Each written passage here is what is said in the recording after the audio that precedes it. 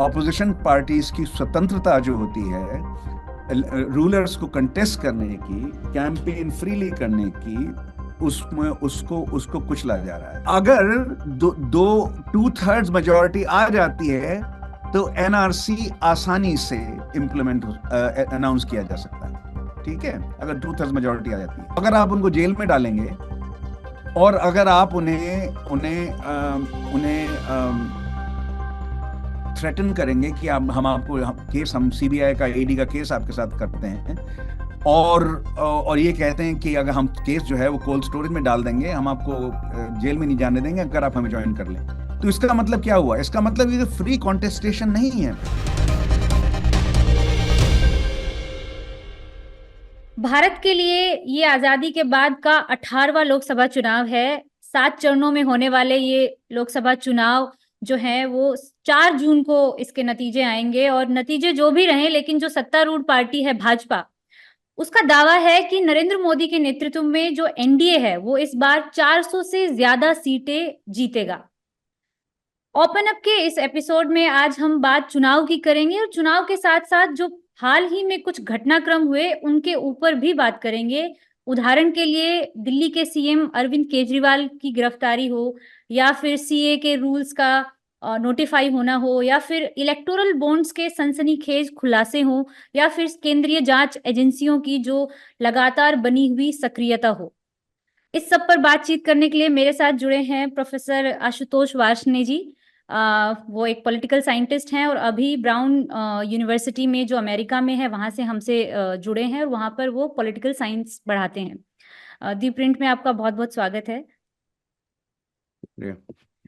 मेरा जो सबसे पहला सवाल है वो लोकसभा चुनाव को लेकर है। पॉलिटिकल ऑब्जर्वर ये कह रहे हैं कि 2024 का चुनाव भारत के लिए, भारत की डेमोक्रेसी के लिए एक निर्णायक चुनाव होगा। यहाँ से भारत की डेमोक्रेसी जो है उसकी दशा और दिशा दोनों तय होंगी। आप इस बात से कितना इत्तेफाक रखते हैं? बहुत इत्तेफाक रखता हूँ। जी। ये बात सही है। और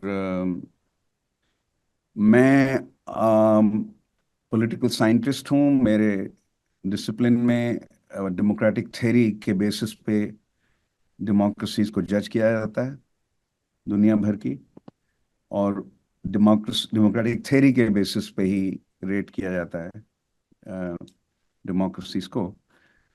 तो अगर हम देखें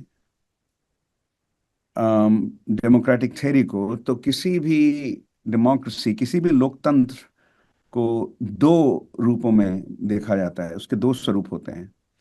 एक तो ये कि क्या वो लिबरल डेमोक्रेसी है, जिसको आप हिंदी में कह सकते हैं उदारवादी लोकतंत्र, जी।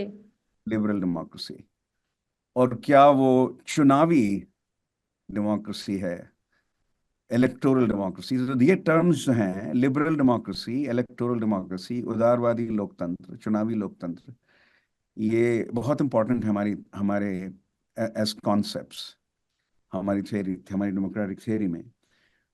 उसके हिसाब से हिंदुस्तान में लिबरल डेमोक्रेसी थी, लेकिन वो बहुत कमजोर हो चुकी है। और लिबरल डेमोक्रेसी के के के चार फ्रीडम्स या चार प्रोटेक्शंस होते हैं सिटीजन्स के, वो चुनावी लोकतंत्र में ऐड किए जाते हैं। तो वो एक कुछ व्यापक डेफिनेशन है वो। हम्म। और चुनावी लोकतंत्र जो है वो मिनिमम डेफिनेशन है, मिनिमम डेफिनेशन डेमोक्रेसी की। तो लिबरल डेमोक्रेसी जो है, उदारवादी लोकतंत्र, उसकी जो चार फ्रीडम होती हैं, वो होती हैं अभिव्यक्ति की स्वतंत्रता, freedom of expression, freedom of association, संगठन बनाने, सरकारी संगठन बनाने और चलाने की स्वतंत्रता।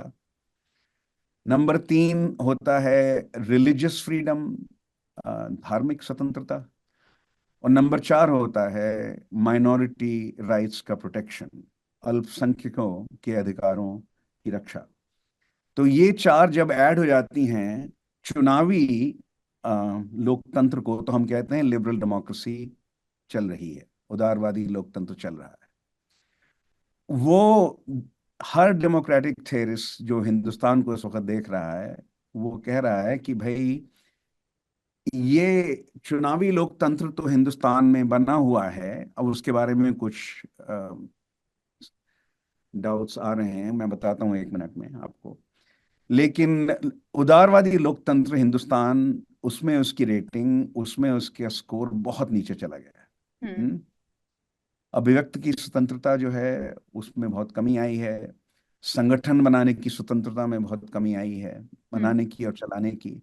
अच्छा, प्रेस और एजुकेशनल इंस्टीट्यूशंस इन दोनों में कवर हो जाते हैं, अभिव्यक्ति की स्वतंत्रता में और संगठन बनाने और चलाने की, गैर सरकारी संगठन बनाने और चलाने की स्वतंत्रता में प्रेस और यूनिवर्सिटीज, रिसर्च इंस्टीट्यूट सब इसके अंडर कवर होते हैं। हम्म। उनकी स्वतंत्रता बहुत कम हुई है। अल्पसंख्यकों, मुस्लिम राइट्स पे जो है, और मुस्लिम क्रिश्चियन राइट्स, स्पेशली मुस्लिम राइट्स पे जो का, को अटैक किया गया है, वो भी नोटिस हुआ है। हम्म। तो इशू ये नहीं है कि हिंदुस्तान क्या लिबरल डेमोक्रेसी है कि नहीं है। हिंदुस्तान लिबरल डेमोक्रेसी है, बहुत सारे, लगभग सारे डेमोक्रेसी थेरिस्ट और रेटिंग एजेंसीज के लिए लिबरल डेमोक्रेसी नहीं है। तो अब सवाल ये उठता है, क्या वो चुनावी डेमोक्रेसी है? हम्म। क्या है, क्या भारत वो अभी चुनावी, चुनावी डेमोक्रेसी है? क्योंकि बहुत सारे लोग ये भी कह रहे हैं कि हम ऑटोक्रेसी की तरफ बढ़ रहे हैं। आप उनकी हाँ, बात से सहमत या असहमत हैं? तो चुनावी चुनावी लोकतंत्र, चुनावी डेमोक्रेसी, इलेक्टोरल डेमोक्रेसी के दो डायमेंशंस होते हैं। जी। एक डायमेंशन है, क्या वोटर वोट दे रहे हैं, वोट देंगे, तो उसको हम लोग पार्टिसिपेशन बोलते हैं। वोटर भागीदारी कह लीजिए आप उसे। वोटर वोटिंग, सिर्फ वोटिंग उसका मतलब है। हम्म। दूसरा है कि कॉन्टेस्टेशन। तो कॉन्टेस्टेशन का मतलब सिर्फ ये है, क्या आप सरकार या रूलर्स को जो रूल कर रहे हैं उनको, उनके साथ स्वतंत्रता पूर्वक मुकाबला कर सकते हैं कि नहीं कर सकते हैं, क्या उनको क्रिटिसाइज स्वतंत्रता पूर्वक कर सकते हैं नहीं कर सकते हैं, क्या ऑपोजिशन पार्टीज पे को नियंत्रित किया जा रहा है, कुछ उनको क्रश किया जा रहा है। तो अरविंद केजरीवाल की अरेस्ट हम्म। और जो ये प्रयास किया गया कि कांग्रेस पार्टी के बैंक अकाउंट जो है फ्रीज कर दिए जाएंगे, इनसे जो संदेह पैदा हुए हैं वो ये हैं कि ऑपोजिशन पार्टीज को कुचला जा रहा है। ऑपोजिशन पार्टीज की स्वतंत्रता जो होती है, रूलर्स को कंटेस्ट करने की, कैंपेन फ्रीली करने की, उसमें उसको उसको कुचला जा रहा है। तो अब तो चुनावी लोकतंत्र के बारे में भी, भारत के चुनावी लोकतंत्र के स्वास्थ्य के बारे में भी संदेह पैदा होने शुरू हो गए हैं, जो पहले कभी नहीं थे। हम्म। भारत को हमेशा एक फ्लरिशिंग चुनावी लोकतंत्र बोला जाता था, फ्लरिशिंग इलेक्टोरल डेमोक्रेसी, दुनिया भर में सबको मालूम था, हम्म। एक्सेप्ट 75 एंड 77, जो इमरजेंसी का पीरियड था। हम भारत को फ्लरिशिंग इलेक्टोरल डेमोक्रेसी, चुनावी लोकतंत्र, बड़ा ही शानदार चुनावी लोकतंत्र माना जाता था। उसके हम्म। बारे में अब संदेह पैदा होने शुरू हो गए। ये हमारा हमारा आपके सवाल का ये लंबा सा जवाब जो मैंने दिया है, वो इसलिए जरूरी है क्योंकि हम लोग पॉलिटिकल साइंटिस्ट हैं, हम लोग जिस तरह से देखते हैं, हम उसके आधार पे आपको बता रहे जी। इसी से मेरा दूसरा सवाल निकलता है कि भारत में ये भी बात की जाती है कि जो पैरामीटर्स हैं जिनके आधार पे ये कहा जा रहा है कि डेमोक्रेसी की बैक स्लाइडिंग हो रही है, वो कांग्रेस रूल में भी इन्हीं एजेंसीज का राजनीतिक उपयोग होता रहा है। तो जो कांग्रेस के शासन में पीएमएलए कानून जिसके तहत अरविंद केजरीवाल को गिरफ्तार किया गया है, तो जो कांग्रेस का जो शासन था और अभी जो बीजेपी का शासन है, इन दोनों पार्टीज का हम किस स्केल पे तुलना कर सकते हैं? इन दोनों की कहाँ तुलना हो सकती है? उस वक्त भी क्या डेमोक्रेसी का अब्यूज किया गया था या फिर अभी चीजें बदल गई हैं लास्ट के 10 सालों में? हैं। देखिए, इसमें कोई शक नहीं है कि कांग्रेस पार्टी ने भी, जब वो शासन करती थी, हम्म। Independent agencies, probing agencies, corruption probing agencies, इनका दुरुपयोग किया था, हम्म। इसमें कोई शक नहीं। तो तो फिर अब लोगों को क्यों इतना संदेह हो रहा है? इसलिए हो रहा है कि स्केल बदल गया है। जैसे आज इंडियन एक्सप्रेस ने लिखा, आज सुबह के अखबार में, जी। कि यूपीए के दौरान में उनको मिले 2 या 3 केसेस जहां पे सीबीआई का दुरुपयोग किया गया था, और या जिनके खिलाफ केसेस थे, वो केसेस जो हैं वो कोल्ड स्टोरेज में डाल दिए। हम्म। ठीक है। और एक्सप्रेस ने ये लिखा है आज, जो हम लोगों की हाइपोथेसिस थी कि ये, और हम लोग कुछ काम कर रहे हैं इस पे, कि कितने लोगों को करप्शन या किसी और बेसिस पे प्रोब किया गया है, उन पे एक चार्जशीट लगी है या उनके लिए केस स्टार्ट किया गया है, केस शुरू किया गया है, उन केसों का क्या हुआ। तो इंडियन एक्सप्रेस ने आज लिखा है कि 25 केसेस, 2 या 3 नहीं, 25। 2014 के बाद 25 केसेस सीबीआई और ईडी के शुरू हुए ऑपोजिशन पॉलिटिशियंस के अगेंस्ट। उसमें से जिन्होंने बीजेपी को ज्वाइन कर लिया, 23 केसेस जो हैं, 25 में से 23 केसेस जो हैं, उसमें या तो केसेस जो हैं वो कोल्ड स्टोरेज में डाल दिए गए हैं या बंद कर दिए गए हैं। उन्होंने कहा है 3 केसेस बंद हुए हैं और 20 कोल्ड स्टोरेज में डाल दिए। हम्म। तो ये स्केल बहुत डिफरेंट है, 2 या 3 की बात नहीं हो रही है, ये 25 की बात हो रही है, 26 की बात हो रही है, 24 की बात हो रही है।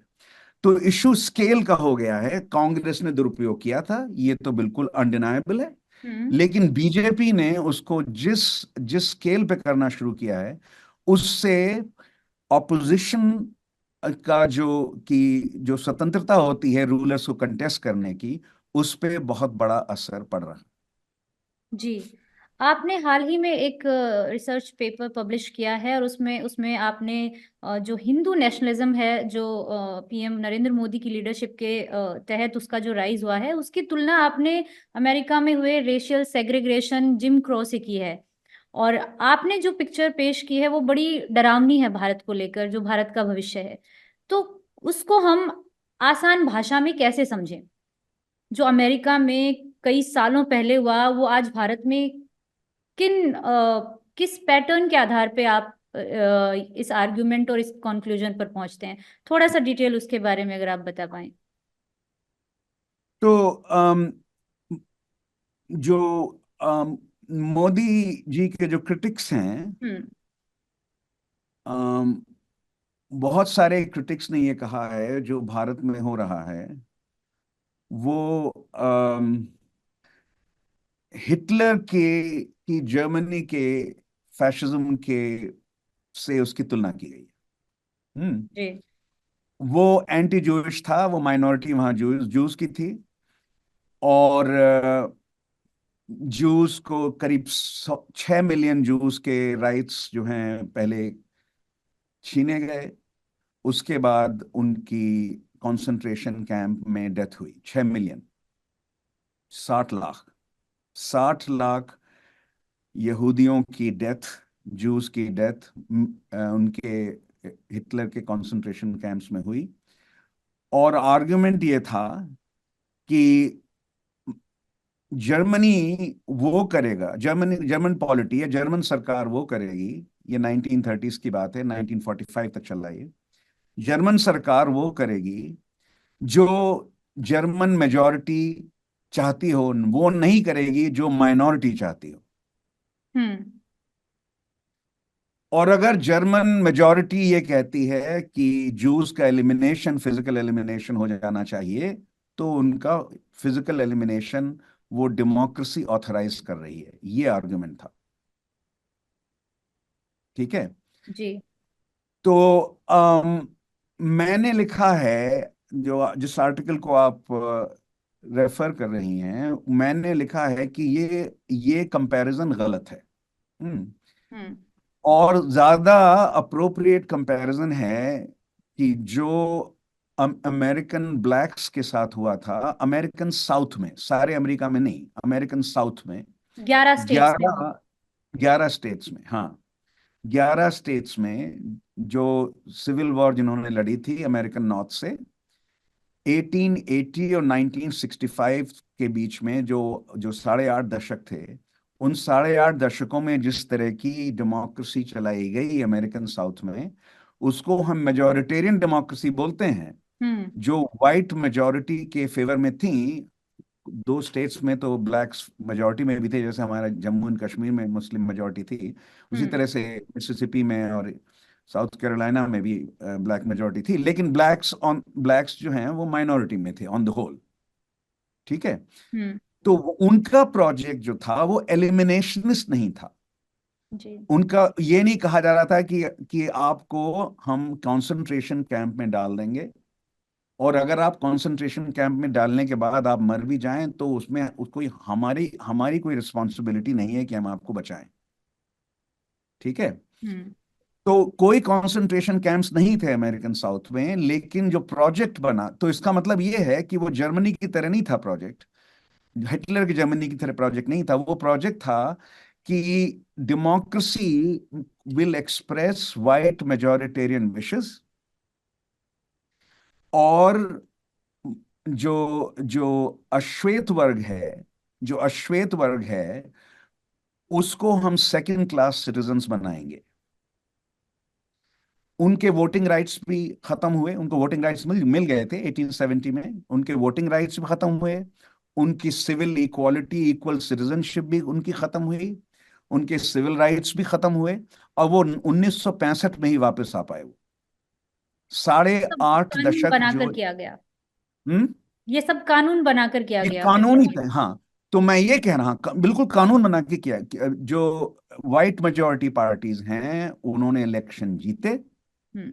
और कानून बनाए, और कानून बना के उनके वोटिंग राइट्स खत्म किए, और कानून बना के उनके सिविल राइट्स खत्म किए, और कानून बना के उनकी सिविल इक्वालिटी जो उनको मिली थी 14th कॉन्स्टिट्यूशनल अमेंडमेंट की इक्वालिटी भी खत्म की। तो ब्लैक्स एंड वाइट्स बराबर नहीं हो सकते, ये आर्गुमेंट जो है इसको कानून में बदला गया। तो मैंने जो आर्टिकल लिखा है जिसको आप रेफर कर रही हैं, उस आर्टिकल में आर्गुमेंट मेरा ये है कि हिंदू नेशनलिस्ट इंडिया अगर बनता है, जो बन सकता है, अगर अगर वो 370 जीतते हैं तो बन जाएगा। 400 जीतते हैं एनडीए और 370 बीजेपी की, तो 2/3 मेजोरिटी हो जाएगी। 2/3 मेजोरिटी के लिए उन्हें 364 चाहिए ना सीटें, 370 से 2/3 मिल जाएगा इनको। जी। 2/3 का मतलब है कॉन्स्टिट्यूशनल, बहुत ही सिस्टम चेंजिंग लॉज आ सकते हैं, कॉन्स्टिट्यूशनल अमेंडमेंट आ सकते हैं। अगर आपको मुसलमानों का वोटिंग राइट्स जो है वो खत्म करना है, अगर आपको हिंदू मुस्लिम इक्वालिटी खत्म करनी है, अगर आपको हिंदू सुप्रेमेसी स्टैब्लिश करनी है जिस तरह से वाइट सुप्रेमेसी वहां स्टैब्लिश की गई थी, हम्म। तो कानूनी रूप से अगर वो करना है, डिस्कर्सिव रूप से नहीं, सिर्फ बोलने से नहीं, विचारात्मक तरीके से नहीं, आइडियोलॉजिकल तरीके से नहीं, कानूनी रूप से अगर वो करना है तो आपको 2/3 मेजोरिटी चाहिए हम्म। पार्लियामेंट। तब ये, क्योंकि हिंदुस्तान के कॉन्स्टिट्यूशन में हिंदू और मुसलमान बराबर है, हिंदुस्तान के कॉन्स्टिट्यूशन में के हिसाब से वो उनका वोटिंग राइट्स नहीं लिया जा सकता। ठीक है। तो वो बराबरी जो है, हिंदू नेशनलिज्म का जो आइडिया है वो ये है कि हिंदुओं का राष्ट्र है ये, जो नॉन हिंदू जो हैं वो हिंदुओं के बराबर नहीं हो सकते। क्यों हो सकते हैं? नहीं हो सकते, ये कह रहे हैं ना वो। आप पढ़ हम्म। लीजिए, कोई भी टेक्स्ट पढ़ लीजिए, सावरकर पढ़ लीजिए, गोलवलकर पढ़ लीजिए, दीनदयाल उपाध्याय पढ़ लीजिए, और योगी आदित्यनाथ ने क्या कहा अयोध्या में, जब जब कॉन्सिक्रेशन हो रहा था, उन्होंने क्या कहा वो सुन लीजिए। मोदी जी ने जो कहा वो सुन लीजिए। उसमें ये है कि हिंदुओं का राष्ट्र है ये भारत, और हिंदुओं की सुप्रेमेसी और हिंदुओं की प्राइमेसी जो है वो भारत के अंबेडकराइट कॉन्स्टिट्यूशन ने नहीं एक्सेप्ट की, वो गलती थी, उस गलती को बदलना है। लेकिन यहाँ पर एक विरोधाभास है, कॉन्ट्राडिक्शन मैं ये देख रही थी कि जो बीजेपी का माइनॉरिटी मोर्चा है, वो हम्म। सोशियोलॉजिकली जो बैकवर्ड मुस्लिम कम्युनिटी है, पसमानदा मुस्लिम्स, उनमें अपने आउटरीच प्रोग्राम्स लेकर जाती है और उनकी राजनीतिक भागीदारी भी सुनिश्चित करती है, उनको रिप्रेजेंटेशन देती है। तो तो ये जो विरोधाभास है बीजेपी का, एक तरफ अगर इस आर्ग्यूमेंट को लें कि वो हिंदू सुप्रीमेसी को स्थापित करना चाहते हैं, और दूसरी तरफ वो मुस्लिम्स को रिप्रेजेंटेशन, उन तक अपनी वेलफेयर स्कीम्स पहुंचाने का एक पॉजिटिव मैसेजिंग भी करना चाहते हैं, उसको कैसे देखेंगे? हाँ, तो देखिए, एलिमिनेशनिस्ट प्रोजेक्ट नहीं है, प्रोजेक्ट है सेकेंडरी सिटीजन बनाना। उसमें पसमानदा जो हैं उनको आप दे देंगे, लोकल गवर्नमेंट में रिप्रेजेंटेशन दे देंगे आप, ठीक है। जब एमएलए के लिए आपको सीट आती हैं, जब एमपी के लिए सीट आती है, कितने पसमानदा को उन्होंने सीट दी, बताइए आप मुझे।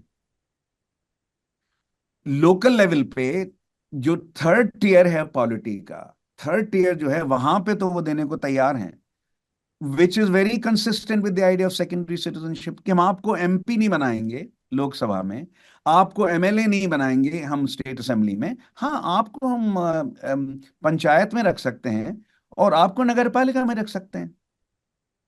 That is very consistent with the idea of secondary citizenship. It's not elimination. It's making them secondary. It's making them second-rate citizens. तो उसमें जो पसमंदा प्रोजेक्ट है आइडियली फिट होता है वो। उनका उनका कहना बार बार ये है कि मुसलमानों की को भारतीयता दिखानी पड़ेगी, मुसलमानों के बारे में जो हमारा डाउट है वो कहते हैं कि उनकी लॉयल्टी पूरी हिंदुस्तान को नहीं है, उनकी लॉयल्टी मक्का मदीना को है। यहाँ हिंदुस्तान के प्रति उनकी लॉयल्टी पे हमारा डाउट हमेशा से रहा है, और सही है वो डाउट, ठीक है। तो वो डेमोन्स्ट्रेट कैसे करेंगे अपनी लॉयल्टी टू इंडिया? वो हिंदू प्राइमेसी एक्सेप्ट कर लें तो हम मान लेंगे कि भारतीय हो गए वो। और हिंदू प्राइमेसी जो है वो थ्रेटन नहीं होती है कि यार आप पसमंदा मुसलमानों को लोकल इलेक्शन पे आप उनको जगह दे दें और रिप्रेजेंटेशन थर्ड टियर में दे दें, उससे हिंदू सुप्रेमेसी का आइडिया थ्रेटन नहीं होता है। थ्रेटन तो तब होगा जब आप कहेंगे कि आप दिल्ली की कैबिनेट में आपको बहुत जगह मिलेगी, आपको बहुत सारे आपके आपके पॉपुलेशन के अनुपात में आपको हम सीटें देंगे। अगर 400 सीटों में हम लड़ रहे हैं तो आपका प्रोपोर्शन है 15%, तो हम आपको देंगे 50 से ज्यादा सीटें लड़ने के लिए। यूपी में मुसलमान करीब 19% बैठते हैं, 403 सीटें यूपी में, यूपी की असेंबली में है, तो उसमें से हम 403 सीटें अगर हम लड़ रहे हैं तो 70 मुसलमानों को हम टिकट देंगे, राइट। ऐसा तो नहीं हो रहा ना, उससे हिंदू सुप्रीमेसी थ्रेटन होगी। थ्रेटन नहीं होती है कि लोकल गवर्नमेंट पे आपने पसबंदा मुसलमानों को आपने टिकट दे दी, उससे थ्रेटन नहीं होती है। सो जो आप सही कह रही हैं कि विरोधाभास है, और विरोधाभास जो है उसको हम ट्रांसलेट करेंगे पैराडॉक्स। तो पैराडॉक्स है contradiction, apparently A contradiction but not a contradiction. तो पैराडॉक्स और कॉन्ट्रडिक्शन में जो जो इन दोनों कॉन्सेप्ट्स में जो डिस्टिंक्शन ड्रॉ होता है कि पैराडॉक्स विरोधाभास है, पैराडॉक्स पूरी तरह से विरोध नहीं है, कॉन्ट्रडिक्शन पूरी तरह से विरोध विरोध, ठीक जी, ठीक है। तो ये इस तरह से उसमें कोई इनकंसिस्टेंसी नहीं है। जो उनका मुस्लिम माइनॉरिटी ड्राइव है, माइनॉरिटी मोर्चा उन्होंने खोल रखा है आरएसएस में, आरएसएस के हिसाब से है वो, आरएसएस में माइनॉरिटी मोर्चा खोल रखा है। वो बहुत दिन उसके बारे में लोगों ने स्टडी किया है, उसका उसका कॉन्सेप्ट यही है कि भारतीयता मुसलमानों की हम तब मानेंगे जब वो हिंदू सुप्रेमेसी, हिंदू प्राइमेसी को एक्सेप्ट कर ले। एलिमिनेशनिस्ट प्रोजेक्ट नहीं है, इसीलिए मैं कह रहा था एलिमिनेशनिस्ट प्रोजेक्ट नहीं है, ये प्रोजेक्ट है मुसलमानों को अपनी जगह समझ लेनी चाहिए।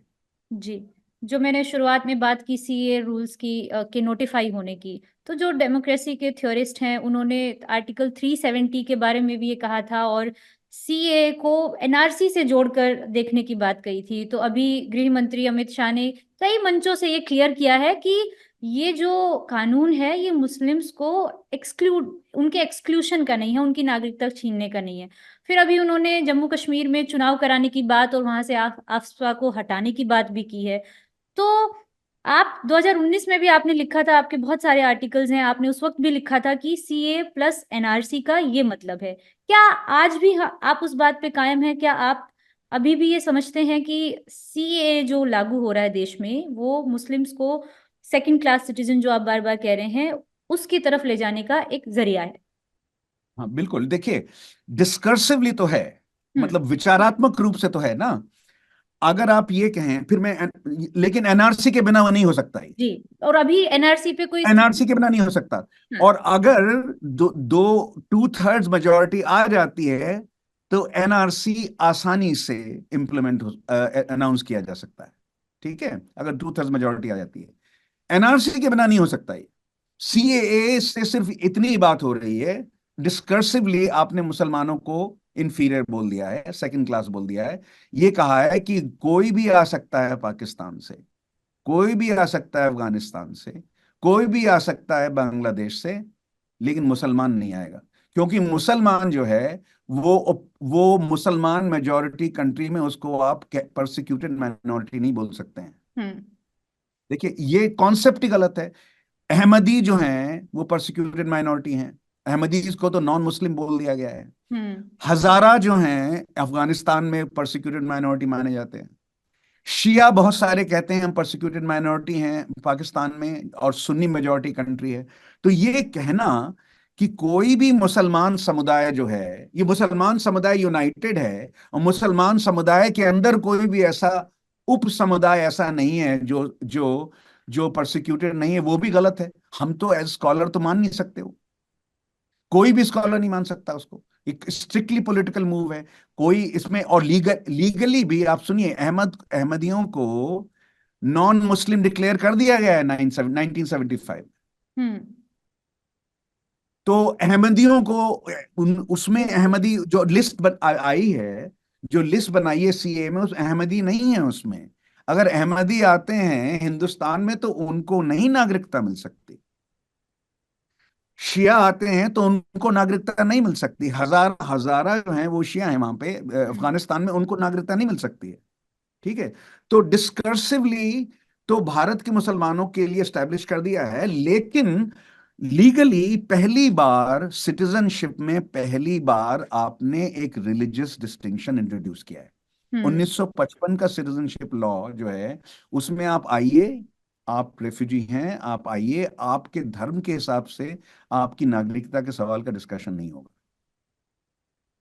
ठीक है। तो आपने ऑलरेडी एक एक लीगल जो जो रेफ्यूजी आएंगे उनको आप लीगली और लीगल बेसिस पे उन्हें आप मुसलमानों को एक्सक्लूड तो कर ही रहे हैं, और ये भी एस्टैब्लिश कर रहे हैं डिस्कर्सिवली विचारात्मक तरीके से मुसलमानों के अधिकार डिफरेंट हैं।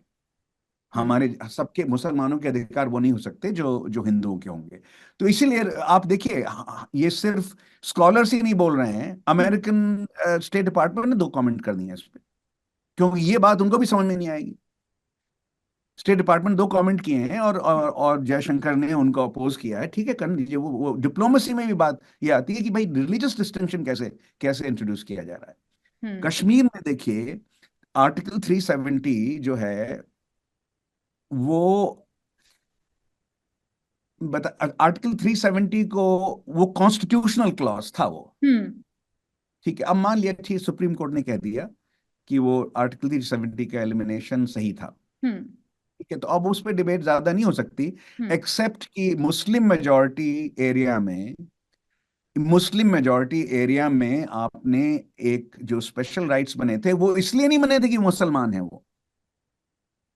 जब राजा हरी सिंह ने ज्वाइन किया था इंडियन यूनियन को, तो इस बेसिस पे थोड़ी किया था कि हम मुसलमान मेजॉरिटी हैं।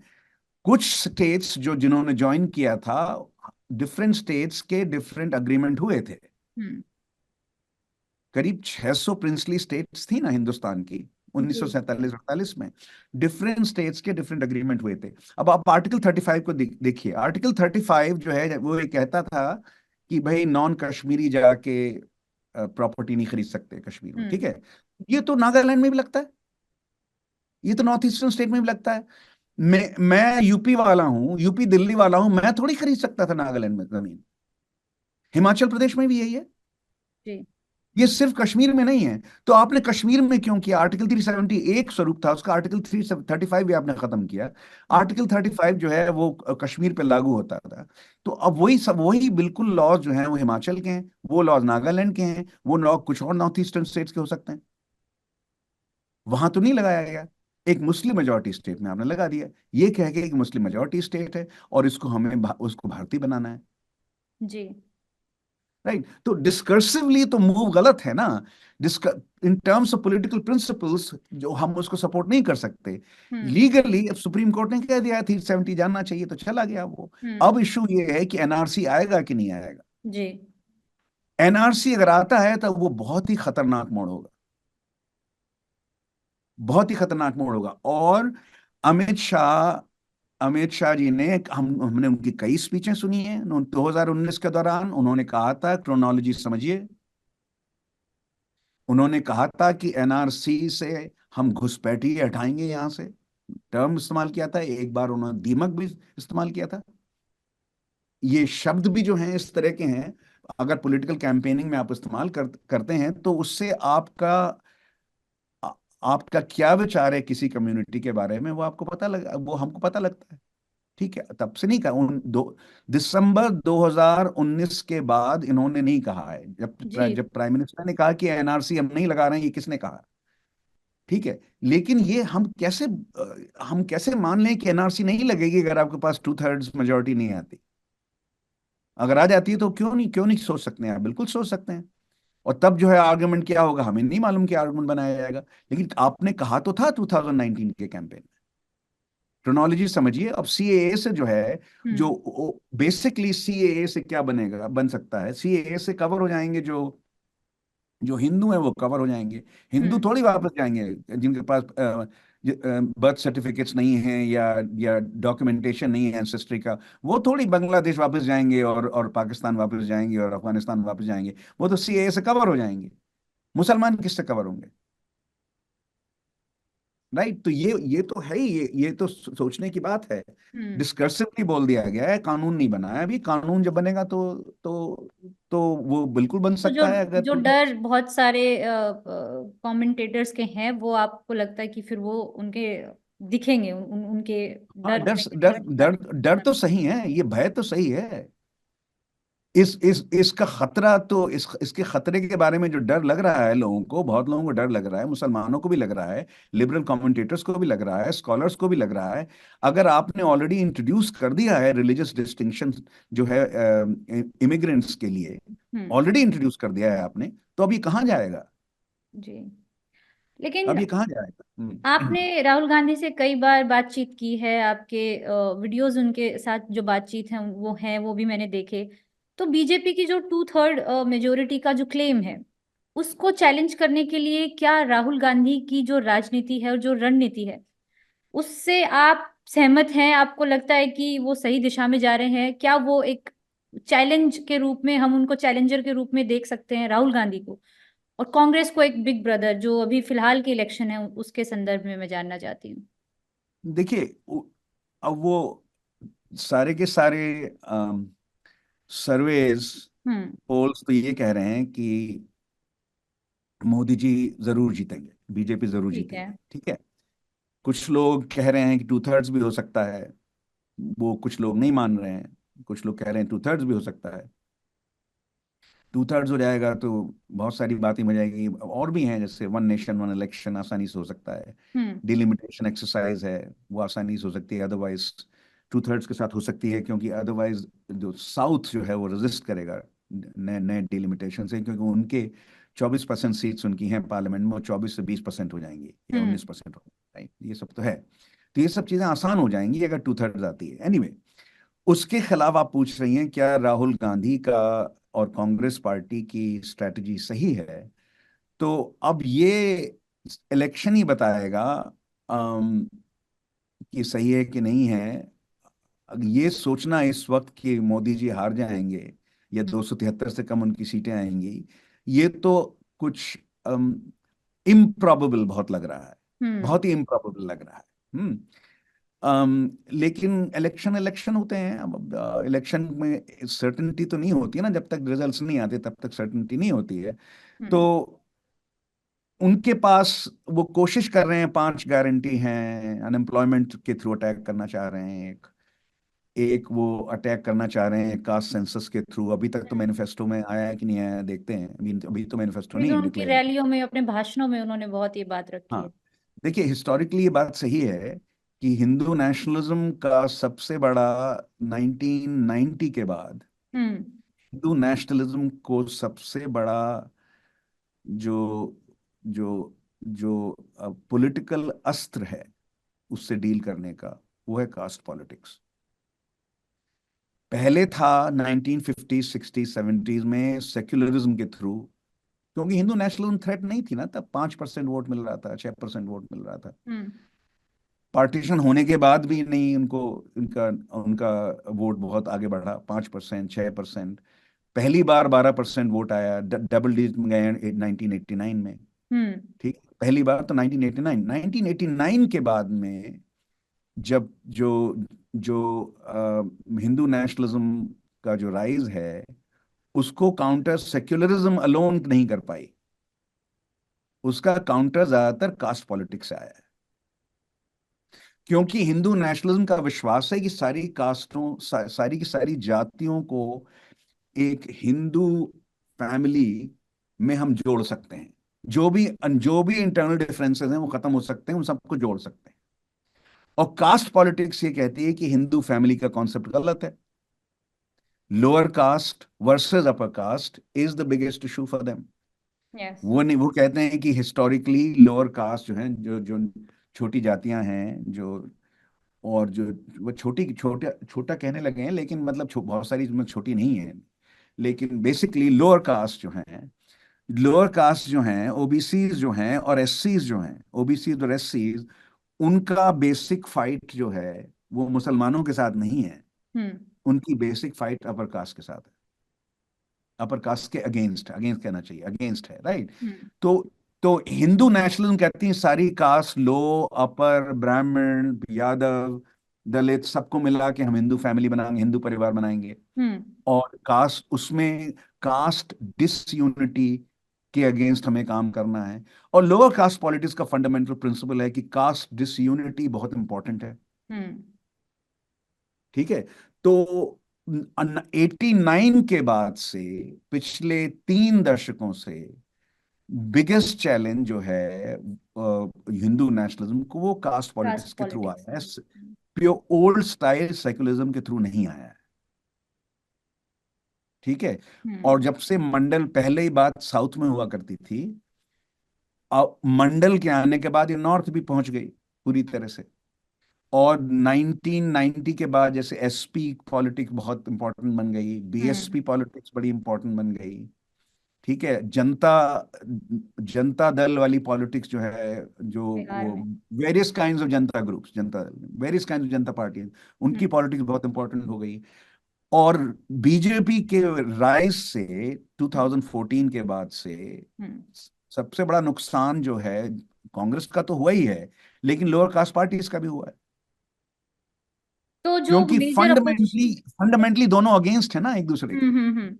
तो जो जो क्या मैं ठीक से समझ रही हूँ कि जो बीजेपी का जो काट है, जो जो हिंदू नेशनलिज्म की राजनीति है, उसका काट जो है वो जो रीजनल प्लेयर्स हैं, जो यूपी में हैं, बिहार में हैं, जो रीजनल पार्टीज हैं, जो कास्ट की राजनीति करती हैं, वहां से आएगा। और जैसे साउथ से आया, उसी साउथ से तरह आया। से। हाँ। जी। हाँ। तो उसका ओल्ड सेक्युलरिज्म से अब वो काम नहीं चलेगा। हम्म। उसका कोई पॉलिटिकल माइलेज ओल्ड सेक्युलरिज्म का बचा नहीं है, प्रैक्टिकली स्पीकिंग। उससे जो है ऐसा पॉपुलर ओपिनियन और पॉपुलर पैशंस ओल्ड सेक्युलरिज्म के बेसिस पे नहीं जनरेट हो पाते अब। हम्म। जो नेहरू के टाइम हो रहा था, इंदिरा गांधी के टाइम भी हो रहा था काफी हद तक, वो वो अब नहीं हो पाएगा। ऐसा नहीं लगता कि उसके बेसिस पे आप काम कर सकते हैं। इसीलिए कांग्रेस भी जो है ज्यादा प्रो मुस्लिम बातें नहीं करती है। जी, बचते हैं। वही वजह है, क्योंकि प्रैक्टिकल मैटर है वो, प्रिंसिपल नहीं है, वो प्रैक्टिकल मैटर है। हम्म। पॉलिटिक्स में क्या काम करेगी बात, कैंपेन में क्या बात काम करेगी। तो उसमें जो है प्रिंसिपल एक साइड में हुआ, एक पॉलिटिक्स जो है उसमें प्रैक्टिकल पॉलिटिक्स क्या होनी चाहिए उसमें, और प्रैक्टिकल पॉलिटिक्स और प्रिंसिपल को कैसे मिलाएंगे आप, हम्म। वो जो है वो कास्ट सेंसस और ये सब इसकी वजह से उन्होंने तय किया है। ये काम करेगा कि नहीं करेगा ये बात दूसरी है, ये आगे देखा जाएगा जब नतीजे आएंगे ये या आगे फिर। देखा जाएगा। हाँ, लेकिन उसका उसका फंडामेंटल रीजन ये है ओल्ड स्टाइल सेक्युलरिज्म अब नहीं काम करती। तो हिंदू नेशनलिज्म का चैलेंज 1989 के बाद को लोअर कास्ट पॉलिटिक्स से आया है। और उन्होंने बहुत सारी लो कास्ट पार्टीज को अपने अंदर थोड़ा उनके साथ अलायंस भी कर लिया है। हम्म। राइट, एनडीए में वो भी बहुत सारे बहुत ही, पार्टनर्स। हाँ बहुत ही क्लेवरली। हाँ, वो प्रैक्टिकल पॉलिटिक्स जो है उनकी, उसकी उसमें बड़ी चालाकी से, बड़ी बड़ी इंसाइट के साथ उन्होंने कुछ लोअर कास्ट पॉलिटिक्स के साथ समझौता कर लिया है। हम्म। राइट, ये भी उनका उन्हें मालूम है, उन्हें मालूम है कि सबसे बड़ी थ्रेट 1989 90 के बाद लोअर कास्ट पॉलिटिक्स से आती है। जी। इसीलिए कुछ लोअर कास्ट पार्टी अगर उनको ज्वाइन कर लें तो बड़ी अच्छी बात है। तो जिन लोगों ने समझौता कर लिया वो तो अब एनडीए का हिस्सा हो गए हैं, लेकिन अभी भी बहुत सारी विपक्षी जो पार्टियां हैं, जो दल हैं, वो ये उनका आरोप है कि या तो उनके नेताओं को जेल भेजा जा रहा है या फिर उन्हें कहीं ना किसी न किसी रूप में प्रताड़ित किया जा रहा है। ये उनका आरोप है। तो ऐसे में वो कहते हैं कि ये 24 का चुनाव जो है वो फेयर और फ्री इलेक्शन होगा। इस पर आपकी क्या टिप्पणी है? क्या सो उनकी ये देखिए, जो बात है, ग्रीवेंस है, जो वो जायज है? हाँ, तो देखिए ऐसा है, हमने डिस्कशन शुरू किया था चुनावी लोकतंत्र और उदारवादी लोकतंत्र, electoral democracy, liberal democracy. Liberal democracy का डिस्कशन अब नहीं हो रहा है, ठीक है। हम डिस्कशन कर रहे हैं इस वक्त चुनावी लोकतंत्र की, जी। इलेक्टोरल डेमोक्रेसी, ठीक है। इलेक्टोरल डेमोक्रेसी हम लोगों की थ्योरी के हिसाब से, जिसमें हम अपने अपने स्कॉलरशिप और एकेडमिक की तरह से आपसे अगर बात करें तो हम्म। उसके दो डायमेंशन हैं। एक डायमेंशन है पार्टिसिपेशन, कितने वोट लोग देते हैं, तो वोट तो लोग खूब दे रहे हैं। बिल्कुल टर्न। और 2014 2019 में वोट पहले से ज्यादा लोगों वोटर्स ने पार्टिसिपेट किया है। और कुछ नॉर्थ ईस्टर्न स्टेट्स में तो और भी ज्यादा, यहाँ 66-67% 2014 में, 2019 में। और बंगाल में और नॉर्थ ईस्टर्न स्टेट में वहां तो 80-80% करीब पहुंच गए हैं, 75-80%, ठीक है। तो पार्टिसिपेशन का जो डायमेंशन है, वोटिंग के डायमेंशन में इंडिया को कोई क्रिटिसाइज नहीं कर रहा, हम्म। कोई भी कमेंटेटर। प्रॉब्लम है कॉन्टेस्टेशन में। क्या आप फ्रीली, स्वच्छंदता पूर्वक, पूरी स्वतंत्रता से, क्या आप रूलर्स को कंटेस्ट कर सकते हैं? ये कॉन्टेस्टेशन का उनका मुकाबला कर सकते हैं? तो अगर आप उनको जेल में डालेंगे और अगर आप उन्हें उन्हें उन्हें थ्रेटन करेंगे कि हम आपको केस, हम सीबीआई का, ईडी का केस आपके साथ करते हैं, और ये कहते हैं कि अगर हम केस जो है वो कोल्ड स्टोरेज में डाल देंगे, हम आपको जेल में नहीं जाने देंगे अगर आप हमें ज्वाइन कर लें, तो इसका मतलब क्या हुआ? इसका मतलब ये फ्री कॉन्टेस्टेशन नहीं है फिर। इसका मतलब है मुकाबला करने की, रूलर्स का मुकाबला करने की स्वतंत्रता। ये जो इंपॉर्टेंट डायमेंशन है चुनावी लोकतंत्र का, इलेक्टोरल डेमोक्रेसी का, वो सीरियसली कॉम्प्रोमाइज हो रहा है। इनको अरेस्ट करना था तो एक साल पहले कर लेते, और इनको अरेस्ट करना है तो इलेक्शन के बाद कीजिए। लेकिन कैंपेन के दौरान, जब इलेक्शन डिक्लेयर हो गया, तो कैंपेन के दौरान आप ये करते चले जा रहे हैं, तो कोई भी ऑब्जर्वर जो है हम्म। वो नहीं मान सकता कि कि freedom to contest the ruler is fully available. ये कहा जाएगा कि उसको नियंत्रित किया जा रहा है, उसको, उस पे और तरह तरह के कंस्ट्रेंट्स, रेस्ट्रेंट्स लगाई जा रही हैं। राइट, ये जो है, इससे वो पार्टिसिपेशन की डायमेंशन सेटिस्फाई हो रही है, हम्म। और अब भी वोट काफी होगा। हाँ, पार्टिसिपेशन की डायमेंशन सेटिस्फाई हो रही है, कॉन्टेस्टेशन की, स्वतंत्रता से भरा हुआ मुकाबला स्वतंत्रिक मुकाबला करना, ये हम्म। जो है, ये डायमेंशन जो है, इसमें इंडिया की परफॉर्मेंस पिछले, जब से ये लोगों को अरेस्ट होना शुरू किया गया है, जब से ये अकाउंट्स फ्रीज हुए हैं, इसके बारे में बहुत ज्यादा संदेह इसीलिए बना है। हम्म। केजरीवाल क्या जेल से कैंपेन करेंगे? अगर अकाउंट्स फ्रीज, अब तो शायद उन्होंने कह दिया है, कोर्ट ने कह दिया है कि फ्रीज नहीं कर सकते अकाउंट। जी। कोर्ट ने अनाउंस कर दिया है, चलिए बड़ी अच्छी बात है, कोर्ट ने कर दिया है। बार बार कोर्ट, इन सब चीजों के लिए कोर्ट जाना पड़ेगा? जो लोग कैंपेन कर रहे हैं उन्हें करने दीजिए फ्रीली। एक दो और अभी लोगों को थ्रेटन किया गया है। महुआ मित्रा जी। जी, मेरे उनके ख्याल से ऊपर सुना अभी सुना केस जा है। रहा है, महुआ मित्रा को भी ईडी का चार्जशीट आने वाली है, और ये आ चुकी है, ऐसा कुछ है। तो उसमें जो है, ये सारे काम इलेक्शन के बाद होने चाहिए या एक साल पहले हो जाते। हम्म। तो कॉन्टेस्टेशन जो है, ये ये फ्री कॉन्टेस्टेशन की निशानी नहीं है, ये कंस्ट्रेन्ड कॉन्सेंट्रेशन कॉन्टेस्टेशन की निशानी है, जी। नियंत्रित कॉन्टेस्टेशन, ना कि स्वतंत्र कॉन्टेस्टेशन। हम्म। कि या तो पहले करते अरेस्ट या बाद में करो इलेक्शन के। अब इस वक्त जो है जेल में डाल के या अकाउंट फ्रीज करके या लीगल केस से थ्रेटन करके चार्जशीट लगा के, तो कॉन्टेस्टेशन जो है वो तो कंस्ट्रेन, रेस्ट्रेन और कंट्रोल किया जा रहा है, जो डेमोक्रेसी, चुनावी लोकतंत्र, इलेक्टोरल डेमोक्रेसी के प्रिंसिपल्स के अगेंस्ट है। जी। ये मेरा आखिरी सवाल है। हम्म। आपके ही लिखे हुए से मैं ले रही हूँ कि आपने कहा कि जो सुप्रीम कोर्ट के कुछ फैसले थे वो ठीक रहे, कुछ फैसले गलत भी रहे, कोई कंसिस्टेंसी नहीं है सुप्रीम कोर्ट के जो फैसले हैं उनमें, लेकिन फिर भी इंडियन कोर्ट्स पर एक भरोसा बने रहना बहुत जरूरी है एक थ्राइविंग डेमोक्रेसी के लिए। वो थोड़ा सा आप एक्सप्लेन कर सकते हैं, जो आपने बिल्किस बानो के केस को कोट किया है उसमें। हाँ, तो दो डिसीशंस तो बहुत ही रिमार्केबल आए, बिल्किस बानो का और हम्म। इलेक्टोरल बॉन्ड्स का भी बहुत यस इंपॉर्टेंट यस। डिसीजन था।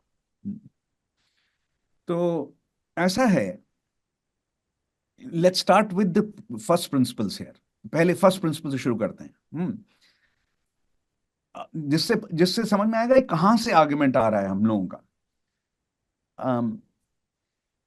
फर्स्ट प्रिंसिपल एक कॉन्स्टिट्यूशनल डेमोक्रेसी का ये होता है कि कॉन्स्टिट्यूशन का final protector, ultimate arbiter, ultimate protector judiciary होती है। हम्म। जो संसद है या स्टेट असेंबली है, उनको कानून बनाने का अधिकार है, बिल्कुल है। और एग्जीक्यूटिव जो है, सरकार जो है, उसको एग्जीक्यूटिव वो पार्लियामेंट्री सिस्टम में वो जाएगी संसद में या स्टेट असेंबली में, कानून बनवा के लाएगी अपनी मेजोरिटी को, मेजोरिटी के पे रिलाई करके, मेजोरिटी पे के साथ। तो क्या जो कानून बने हैं वो कॉन्स्टिट्यूशन को सुप्रीम कानून बोला जाता है, ऑर्डिनरी कानून नहीं बोला जाता, सुप्रीम कानून बोला जाता है। क्या जो जो कानून बन रहे हैं वो सुप्रीम कानून की परिधि से बाहर जा रहे हैं, उनसे कंसिस्टेंट है कि नहीं? ये काम जो है वो जुडिशरी का होता है, ये काम पार्लियामेंट नहीं करती। ये कानून सही है कि गलत है, ये जो है ये काम, इसका डिसीजन न्यायपालिका करती है। ये फर्स्ट प्रिंसिपल है कॉन्स्टिट्यूशनल डेमोक्रेसी का। पार्लियामेंट का काम है कानून बनाना है, कानून सही है कि गलत है, कॉन्स्टिट्यूशन के हिसाब से है, कॉन्स्टिट्यूशन वायलेट करता है, हम्म। ये काम न्यायपालिका का होता है। ठीक है। तो अगर बहुत ही एग्रेसिव संसद बन जाए, राइट, तो उसको बहुत ही एग्रेसिव संसद, बड़ी कानून ऐसे बनाए जो कॉन्स्टिट्यूशन के हिसाब से सही नहीं है। हम्म। हिंदू नेशनलिज्म अलाउड नहीं है कांग्रेस कॉन्स्टिट्यूशन में। कॉन्स्टिट्यूशन के हिसाब से हिंदू नेशनलिज्म नहीं आ सकती। तो हम्म। कॉन्स्टिट्यूशन अमेंडमेंट चाहिएगा उसके लिए, ठीक है। एनीवे उसके लिए टू थर्ड चाहिए होता पार्लियामेंट, कॉन्स्टिट्यूशन अमेंडमेंट के लिए सिंपल मेजोरिटी से नहीं हो सकता वो। हम्म तो एनीवे द पॉइंट इज कि सुप्रीम कोर्ट ने कुछ डिसीजंस ऐसे लिए हैं जो सरकार की तरफ जाते हैं और संसद की तरफ जाते हैं, और कुछ डिसीजंस ऐसे लिए हैं जो संसद ने जो कानून बनाया है उसको उसको काउंटर करते हैं और नेगेट करते हैं, हम्म। और जो एग्जीक्यूटिव डिसीजन हुआ है उसको निगेट करते हैं, काउंटर करते हैं। तो दोनों दोनों कंसिस्टेंसी नहीं है उसमें, उन्होंने जी। कुछ किए हैं कुछ नहीं किए हैं। तो अगर आप कॉन्स्टिट्यूशनल स्कॉलर से पूछें, और पॉलिटिकल साइंस वाले जो पॉलिटिकल साइंटिस्ट हैं जो लॉ और कॉन्स्टिट्यूशन को भी स्टडी करते हैं, थोड़ा थोड़ा मैं करता हूं, उतना नहीं करता हूं, मैं कॉन्स्टिट्यूशनल स्कॉलर नहीं हूं, लेकिन जब हम्म। मैं ये लिख रहा था तो कॉन्स्टिट्यूशनल स्कॉलर्स को साइट कर रहा था। हम्म तो कॉन्स्टिट्यूशनल स्कॉलर्स ये कह रहे हैं कि भाई ऐसा लग रहा है कि जो सुप्रीम कोर्ट है वो उन इश्यूज पर जो आइडियोलॉजिकली बिल्कुल सेंट्रल हैं, एक हिंदू नेशनलिस्ट सरकार के लिए सेंट्रल हैं उनके प्रोग्राम के लिए, अयोध्या, कश्मीर, 370, जो उनके आइडियोलॉजिकल प्रोग्राम में हमेशा रही हैं, दोनों रहे हैं हमेशा से, राइट। तो उनको उसके अगेंस्ट वो नहीं जा रही संसद। लेकिन संसद जा रही है या तो लेस इंपॉर्टेंट इश्यूज हैं आइडियोलॉजिकली लेस इंपॉर्टेंट इश्यूज हैं, वहां पे वो अपना कॉन्स्टिट्यूशनल डिफेंडर का रोल प्ले कर रही है। तो संसद के दो, इसके न्यायपालिका हमारे सुप्रीम कोर्ट के दो स्वरूप बन गए हैं। जो आइडियोलॉजिकली मोस्ट इंपॉर्टेंट चीजें हैं उसमें सरकार का विरोध मत करो, और लॉ का इंटरप्रिटेशन पॉसिबल है जो सरकार के अगेंस्ट नहीं जाएगा। उनको तो लीगली करना होगा ना, उनको तो लॉ को इंटरप्रेट करना होगा। तो अयोध्या का डिसीजन जो था, आर्टिकल 370 जो था, और अब जो है जो इलेक्टोरल बॉन्ड्स हैं, बिल्किस बानो, ये सब जो केसेस हैं, या कांग्रेस का अकाउंट फ्रीज नहीं कर सकते आप, ये आइडियोलॉजिकली सेंट्रल नहीं है। ठीक है, ये अनइम्पॉर्टेंट नहीं है लेकिन आइडियोलॉजिकली सेंट्रल नहीं है। तो ये लग रहा है, ये कंक्लूजन इन्फरेंस हमें लग रहा है ये सही है, कॉन्स्टिट्यूशन स्कॉलर्स यही कह रहे हैं।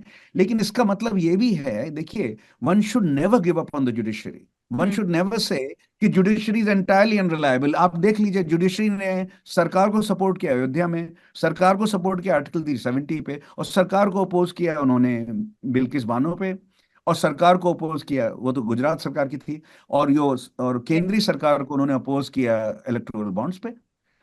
तो जुडिशरी पे रिलायंस जो है, जो समझना चाहिए कि जुडिशरी को, you can't give up on the judiciary, but don't expect judiciary to play a fully consistent role, right. तो इसलिए ये हम लोगों की पोजीशन इस तरह से बन रही है। तो जो इलेक्टोरल बॉन्ड्स पे जो किया था बहुत बड़ा काम है, लेकिन वो अयोध्या के बराबर काम नहीं था वो, right? Ayodhya is an issue for Hindu nationalism for almost 4 decades now. Yes. And Article 370 is an issue since 1950.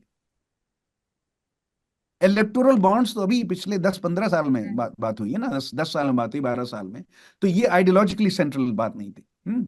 तो ये हम इस जो हम लोगों ने लिखा है वो इस बेसिस पे लिखा है। जी, thank you so much professor Ashutosh. I hope ये कॉन्वर्सेशन बहुत फ्रूटफुल रहे, जो हमारे व्यूअर्स हैं वो देखने वाले हैं, और थैंक यू वेरी मच।